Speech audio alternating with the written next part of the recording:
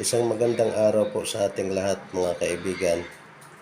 Ngayon po ay ang lulutuin ko, ginataan laman ng tambakol. Ito, papaksiw ko muna. Ito yung niyog natin, igagata ko pa. At haluan natin ng sitaw, tsaka kangkong,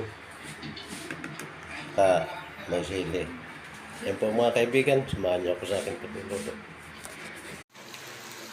Mga kaibigan, tuyo na po yung ating pinaksiw. Ilalagay natin itong kakanggata. Kasama na po dito yung sili at saka sibuyas. Ayan po mga kaibigan. Tatakpan po natin, antayin natin na magkulo. Tapos ilalagay natin itong kanyang gulay.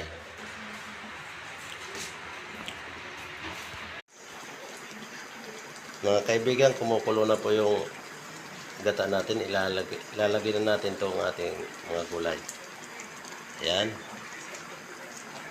Lagyan natin yung sitaw, kangkong.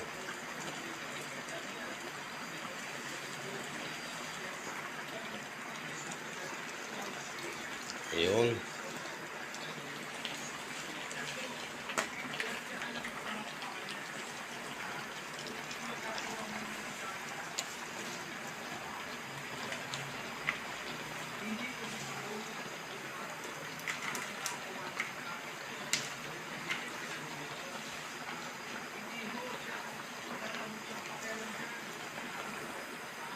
Ayan po mga kaibigan, nailagay ko na po yung mga gulay.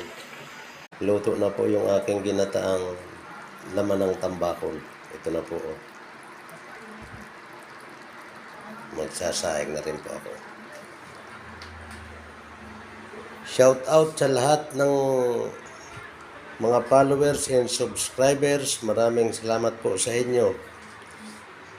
Sa mga OFW po, saan man po kayo panig ng sulok ng ating daigdig, ay magandang umaga, tanghali, gabi sa inyong lahat.